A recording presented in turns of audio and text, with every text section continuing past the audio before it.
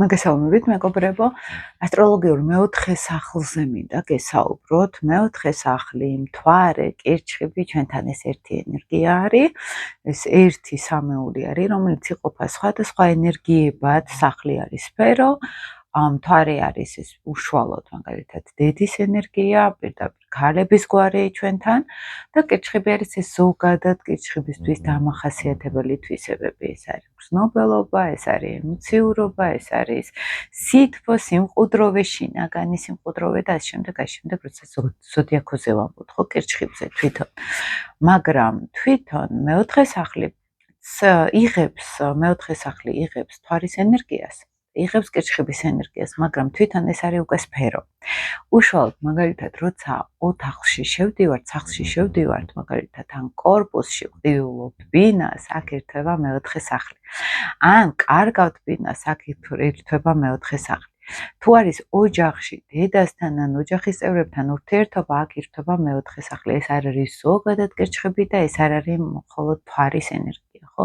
ესე იგი, სახლები ჩვენთან მიანიშნებს პირდაპირ სფეროს, თუმცა მასში შედის კირჩხიბისთვის დამახასიათებელი თვისებები, მთვარისთვის დამახასიათებელი სიმყუდროვის და შინაგანი სამყაროს განცდა, ხო, ესე რომ ვთქვათ.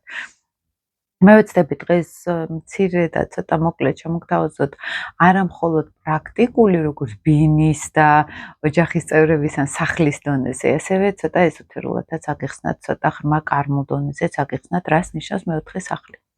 ჩვენთან ასტროლოგიაში ესეც ერთ-ერთი წყლის სახლების კუთხითაც საიდუმლო სახლად არის ჩვენთან, ესე აღიარებული, ესე რომ ვთქვათ. მეოთხე სახლი ეს არის ჩვენი ფაქტიურად კარიბჭე, როგორ შემოვედით დედამიწაზე. პირველი სახლი თუ არის უშუალოდ დავიბადე, აი წამი, როცა მე დავიბადე.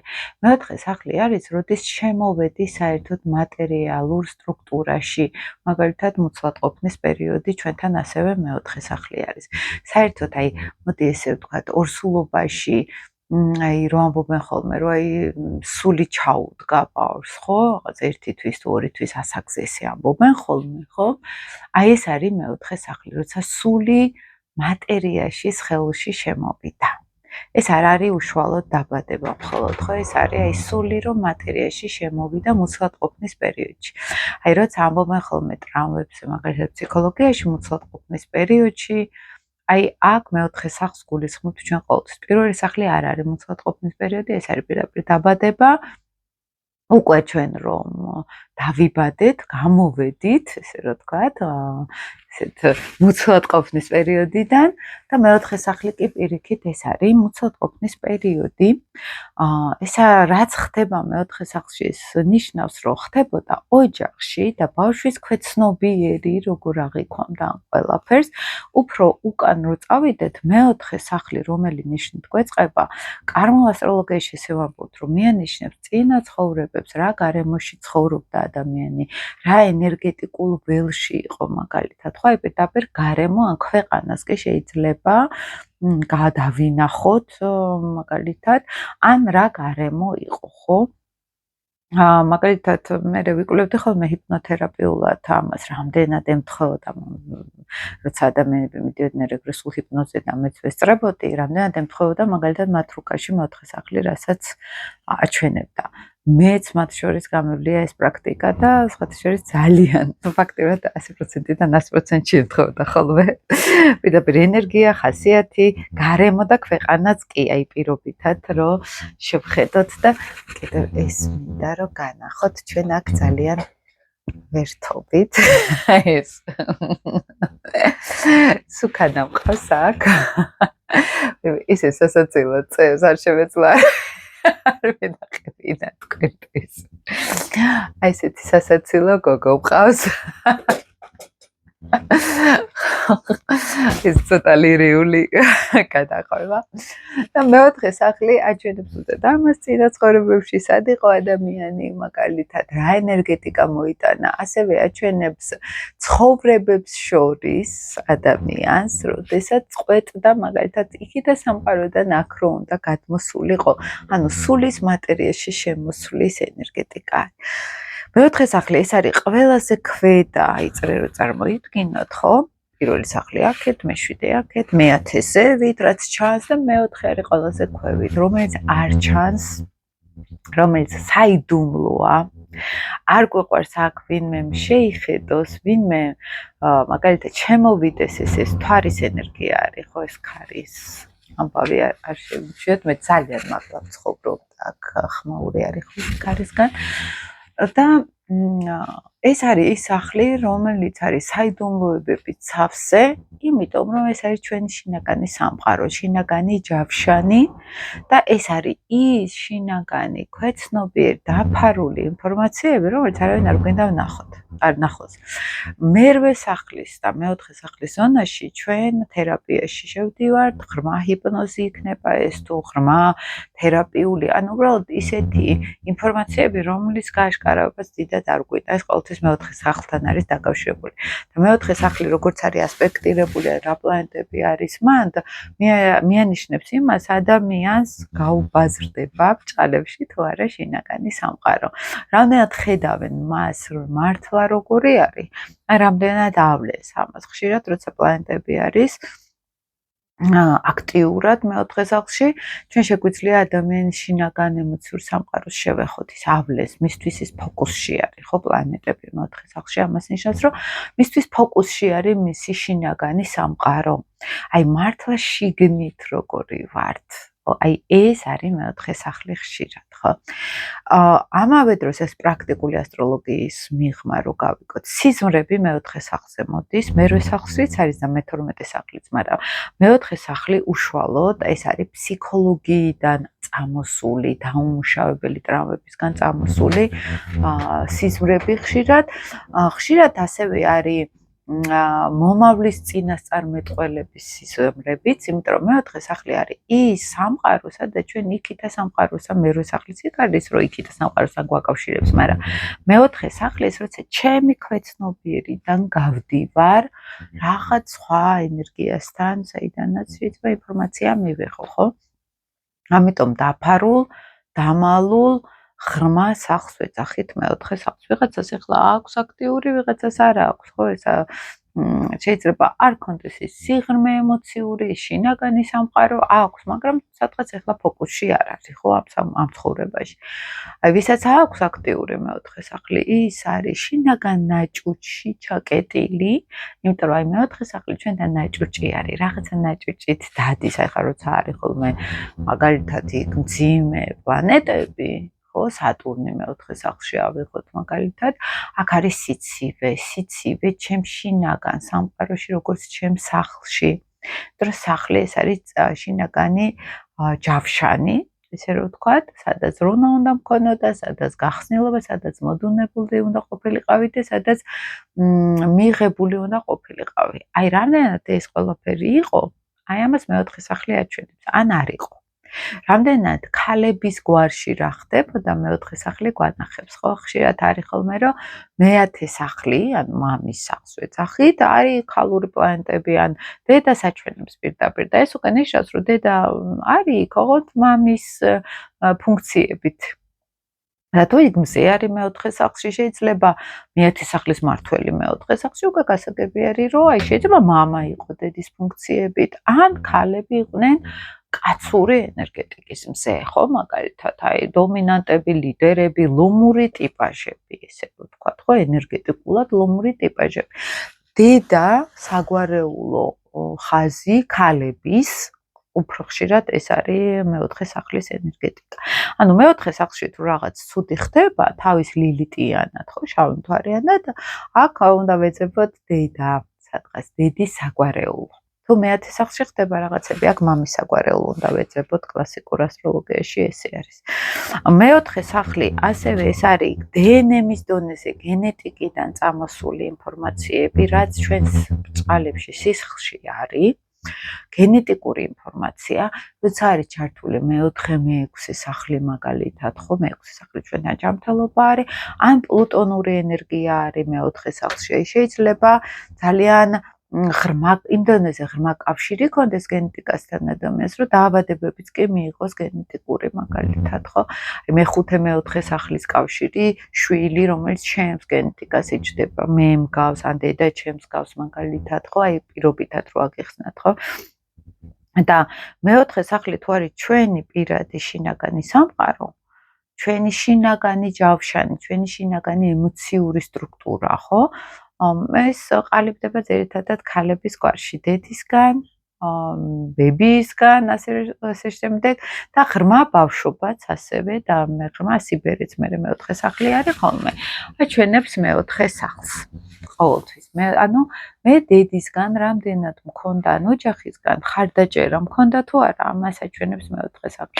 ხშირად როცა შავი მთვარე ყავთ ხოლმე მე-4 სახლში, ან მთვარე ლილიტის შეერთებაც ძალიან გავს ამას მაგალითად და მოდიან რომ აი როგორც იცით რომ აი ოჯახზე დედაზე მიჯაჭვულები არიან ან დედა არის მათზე მიჯაჭვული ან საერთოდ პირიქით ძალიან ბევრი შრომობს ოჯახისთვის და საბოლოო ჯამში რომ კითხო რომ რას იღებ ოჯახისგან მიხვდება რომ დიდად არაფერს იმ ემოციას და იმ გრძნობელობას რაც მას სჭირდება დიდად არ იღებენ ხოლმე და აქ ჩანს ეს ფეიკი ესე რომ ვთქვათ ლილიტის რომ აქ მე მინდა რომ დედიკო მინდა ჭყალებში და ამის გამო ყველას ვეტმასნები და საბოლოო ჯამში მე მაინც ვერ მიღებ იმას რაც მინდოდა. აქ გავდივართ ხოლმე როგორც წესი. ხო და მნიშვნელოვანი ახლა რა არის როცა მე-4 სახლს ვაცნობიერებთ ხო იქ გააჩნია რა პლანეტები დგას შეიძლება ხა ვენერა მე-4 სახლში ძალიან გვყვარს რომ ეს ოჯახი ყავდა ამ ადამიანს და ვენერას რაც კეთილგანწყობა იყოს ეს რაღაც სიმყუდროვი იყო ოჯახში ვენერა ჩვენთან მეორე სახლის ენერგია არის ეს არის ფინანსური ენერგია ეს არის სიმყუდროვის ენერგია მაგალითად, ოღონდ ახლა თუ დაზიანებული არ არის ვენერა, ხო, თუმცა მაინც იძლევა საკმაოდ ბევრ პოზიტივს აქ, ხო, მე-4 სახლში. მაგრამ მისი ცოტა ეზოთერული, ცოტა ფსიქოლოგიური ენერგეტიკა რო ავიღოთ, ხო? ეს ყოველთვის აჩვენებს იმ ღრმა ქვეცნობიერს, რომელიც აი ხშირად არის დასამუშავებელი, ამოსატანი არის სადღაც, ხო, ის მარტოობა შეიძლება იყოს ამოსატანი. ის მარტოობა რა კუთხით იცით, რომ მე-4 სახლი ეს არის, როცა ჩვენ გვინდა, ჩვენ შინაგანი ბავშვი, რომელსაც უნდა ზრუნველობა, ოჯახი, სიმყუდროვე, ხო? ეს მიჯაჭვულობები, რომ მარტო არ დავრჩე, ეს მე-4 სახლთან არის ხშირად დაკავშირებული. თუ იქ იუპიტერის ის მაგალითად უფრო ისეთი გაფართოების პლანეტა, იღბლის პლანეტა, ხშირად აღმავალიან იუპიტერი როცა არის მე-4 სახლში გონიათ ხოლმე, რომ ეს სამშობლოს უნდა ვემსახურო თემა არის. იმდენში ეს არის საზღვრების გაფართოება, საცხოვრებლის გაფართოება და შეიძლება იქ უცხოელეთის ენერგეტიკა არის, იუპიტერი უცხოეთის ენერგეტიკა არის, აღმავალი კარმული კვანძი იუპიტერული ენერგეტიკაა და უცხოეთის ენერგეტიკა არის და ძალიან ხშირად ეს არის, რომ ბევრი სახლი შეიძლება მქონდეს ან გაფართოება მინდა მაგალითად სახლით და რა არის ახლა სახლის გაფართოება ეს რა არის ეს არის შინაგანი ჯავშანი წარმოიდგინეთ აი ერთი ბინა მინდა მქონდეს მეორე ბინა ანუ მე ჩემი მთლიანად ორიენტირებული ვარ ჩემს პირად შინაგან სამყაროზე შინაგან უსაფრთხოებაზე და მე ასევე ვზრუნავ ჩემს სამმავლობაზეც ხო გარკვეულწილად ჩემი ოჯახი ჩემი ფესვები კიდევ უფრო გავამრავლო იუპიტერის ენერგეტიკა იქნება ეს შვილებით იქნება ეს ბინით, იქნება ეს ქონებით მაგალითად, ხო? გადავცე მომავალ თაობას. ხშირად კარგი მე-4 სახლი ამ ფუნქციას ატარებს. კარგი მთვარე, კარგი კირჩხიბის ენერგეტიკა, თუმცა მე-4 სახლი უშუალოდ ეს არის, რომ რამდენად მე მივიღე გენეტიკური ხაზიდან სისავსე, რამდენად მე კიდევ დავამატე ჩემი აგური და გადავეცი უკვე მომავალ თაობას, ხო?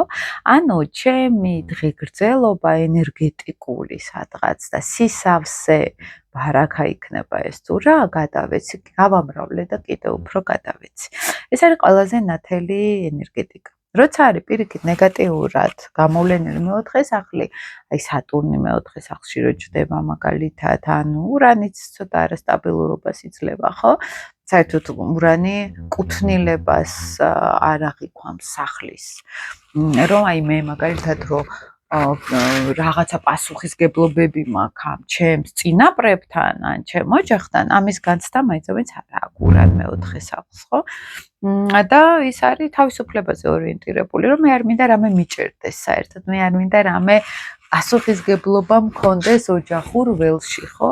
წინაპრების ველში, მე მინდა თავისუფლად ვიყო. ამიტომ აქ ამ შემთხვევაში აი ბარაქას რო იწახიან, ოჯახში გამრავლება, იქნება ეს აი კარგი ლამაზი ჭურჭელი რო აქვს, ლამაზი ნივთები სახლში, ან აი ის სიმყუდროვე, რასაც ქვია, ხო, ეს კლასიკური ფორმებით, ეს მეოთხე სახლის ენერგეტიკა არის. რამდენად მე შემოსავალი მაქვს და მე ამ შემოსავალს ვიყენებ, აი ესეც მეოთხე სახლი არის. შეიძლება გაედინებოდეს ისე, რომ ჩემ სახლს არაფერი არ რჩება, ვერ ვარემონტებ, ვერ ვუვლი მაგალითად სახლს და კიდევ უფრო ფსიქოლოგიურ ენერგიაზე რო გავიდეთ ენერგეტიკულ ველზე, გაგიცნობთ და ეს არის კოჭრაწლავი. რამდენად მე ვითვისებ საკვებს, რამდენად ვამუშავებ და ამ საკვების მიღმა, რამდენად მე შემიძლია ემოციები გადავამუშავო. ემოციები მივიღო, ვიცხოვრო ამ სამყაროს ყველანაირი სტრესი იქნება, პოზიტივი იქნება, ამას მე როგორ ვამუშავებ, ემოციებს, ჩემი შინაგანი სამყარო, არავერბალური კუთხით, რამდენად ამუშავებს წამოსულ ენერგოინფორმაციულ სტრუქტურებს. აქედან იწყება ყველაფერი, ანუ ეს არის სუპირველი, მეოთხე სახლის საძირკველი. ეს თუ არის დარღვეული და მე თუ პატარა რაღაცად სტრესში მამყოფებს, ან მე დაულაგებელი მაქვს ჩემი ცხოვრება გარკვეულწილად, ხო? მე გარკვეულწილად ესე იგი, ან ბავშვობა თუ მქონდა მძიმე, შესაბამისად მე ვერ დავარეგულირე ჩემი შინაგანი ემოციები, ხო, მე ვერ დავარეგულირე ჩემი, აი წყენები თუ მომყვება ბევრი მაგალითად, ხო, უკვე სამყაროს მიმართ მაქვს ან ეჭვები, ან არაკეთილგანწყობა, ან შიშები, ან ცუდის მოლოდინი, ან ზრუნველობა მაკლდა, მე მარტო გრძნობდი თავს, სიცივე მოდიოდა სადღაც ოჯახიდან, ხო? შესაბამისად მე უკვე ემოციურად არ ვარ სავსე გადავამუშაო სტრესები. სტრესების გადაუმუშავებლობა, აი მაგალითად მე რო წავიდი დღეს ბევრ ადგილას ვიარო, ბევრ ხალხს შევხვდე, ამას ხო ემოციები ჭირდება, ამას ხო გადამუშავება ჭირდება ემოციურად, ხო, შინაგანად, ანუ ერთი არის ტვინი რო ლაპარაკობს და ამას ხო ფსიქიკური ენერგია ჭირდება. აი ეს ფსიქიკური ენერგია ჩვენთან მეოთხე სახლი არის. და როდესაც მე არ შემიძლია ეს ფსიქიკური ენერგია, თქვენ არ იცით ხა რამდენი ვიკვლიე და რამდენი თერაპიები და რამდენი ფსიქოლოგიები გავიარე ეს რო გამერკვია ბოლომდე და რამდენი ენერგეტიკულ ეზოთერიული პრაქტიკები გამელია კიდე, ანუ ეს გიყვებით რამდენი ინფორმაციის მასალს არ იცით ხო? და როდესაც აი ეს ემოციური სტრუქტურა ჩემი გამართულია და მქონდა ოჯახისგან ზურგი, იყო ჩემი ემოციები გაგებული, რომ მოვდიოდი სკოლიდან იქნებოდა, ბაღიდან იქნებოდა, მე რომ ტიროდი, გაჩუმდის კი არ მეუბნებოდნენ, მეტყოდნენ რას გრძნობ, რატო ტირი ხარ, რით შემიძლია გვერდში დაგიდგე. აი ეს თუ იყო და რა თქმა უნდა ხა ჩვენ წინა თაობებში ეს არ იყო.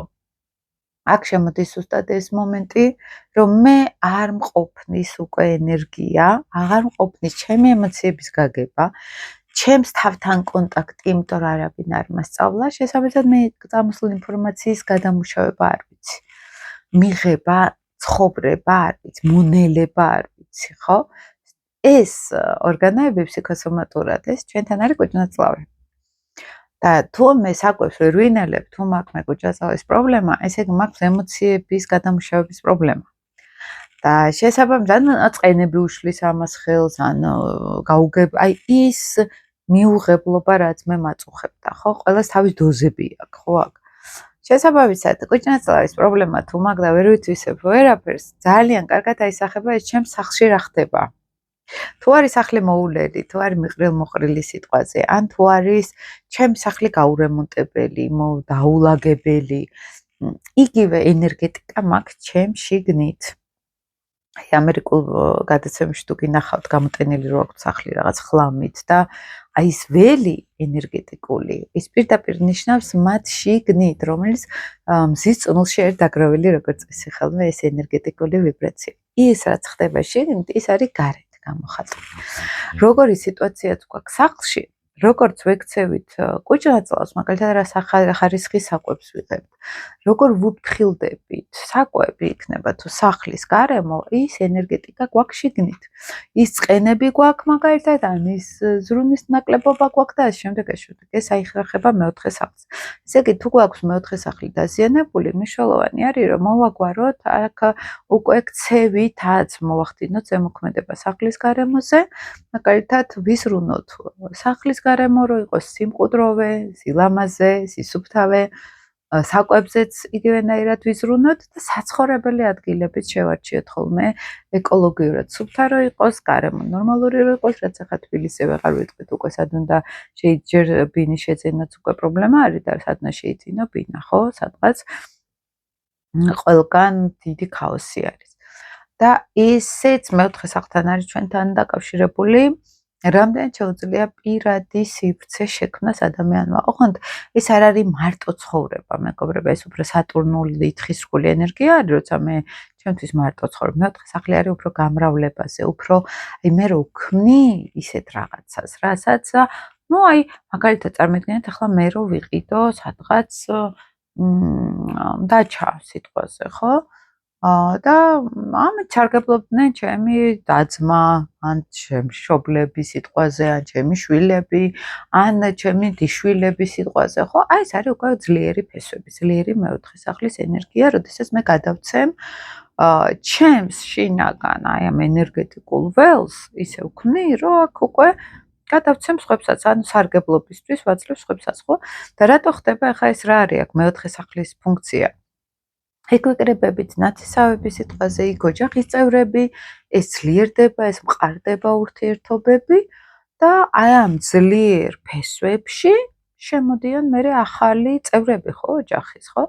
ანუ ვიღაცა არის ხოლმე ხშირად მეოთხე პირველი სახლი არის ამის მთავარი მოტივატორი. ვიღაცა არის ხოლმე, რომელიც კრავს ამ ოჯახს, ან ვიღაცა არის, რომელიც შლის ამ ოჯახურ ველს, ხო, ესე რომ ვთქვათ, ესეც არის. ან ვიღაცა, რომელიც თავიდანვე არ ქონდა და საერთოდ წარმოდგენა არ აქვს ეს ფესვები რა არის, ხო? ან სადაც არ უნდა წავიდეს, ვერ აძლევენ იმას, რაც მისთვის აი ამ ფესვების ენერგეტიკის ცენტრი იქნება, ხო, სადღაც. ამიტომ აი ამ მეოთხე სახლით ძალიან მე მაგალითად ვუყურებ პირად, რომ ძალიან ვერ რაღაცას ხედავი, გენეტიკური ხაზი. რესურსები ოჯახური, მომავლის ენერგეტიკული ველი, საერთაშორისო ეზოთერულად საფლავსაც მეენიშნებს ხოლმე, სად იქნება საფლავი ამ ადამიანს, სად გარდაიცვლება ესეც მეოთხე სახლთან, უფრო გარდაცვალებიდან და რა უფრო აი საფლავი სად არის, მაგრამ რა გარემოში მიდის ამ ცხოვრებიდან, ესეც მეოთხე სახლში ჩანს ხოლმე და ამავე დროს მეოთხე სახლი შინაგან ბუნებას გვაჩვენებს, რომელიც არ ჩანს, ეს ჩვენ ხედავთ.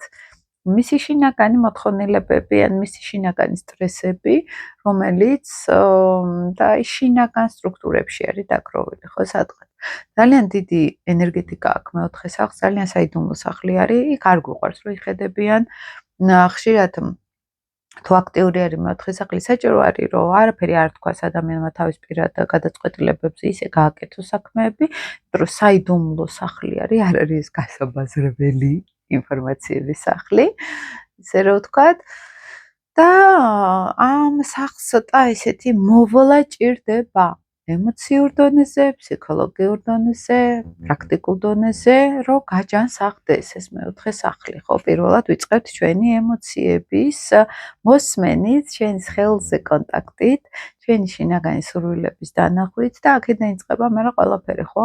ყველა ენერგიას აქვს თავისი, აი ყველა რუკაში ყოველთვის გვაქვს რაღაც რამოდენიმე პატარა ნეგატიური კომბინაცია, პოზიტიური კომბინაცია და აქედან გამომდინარე ვიცით ხოლმე რაზე გვაქვს სამუშაო, ან რა რესურსები გვაქვს, რითიც შეგვიძლია რომ დავიხმარიოთ, ხო, ეს მეორე რთულ კომბინაციებზე. როცა არის დაზიანებული მეოთხე სახლი, ეს ნიშნავს უკვე რომ ფესვების პრობლემა არის, ემოციების პრობლემა არის, ემოციების მიღების, გაგების პრობლემა არის და ამას რეაბილიტაცია ჭირდება, ამას დახმარება ჭირდება, რომ გამოსწორდეს ნელა ეს ენერგეტიკა, ხო? იმედია საინტერესო იყო თქვენთვის ეს ვიდეო. ძალიან მიყვარს მე მეოთხე სახლის თემები, ძალიან ბევრი საიდუმლო არის შიგნით და კვიტიტას თულა გაინტერესებს ხა ეს ამბავი. და ველოდები ხოლმე თქვენ კომენტარებს, მეგობრებო, ველოდები ხოლმე თქვენს შეხედულებებს, მაგალითად ამ სახზე თქვენ გამოცდილებებს და კოტიტაც გემშვიდობებათ. დროებით, აბა.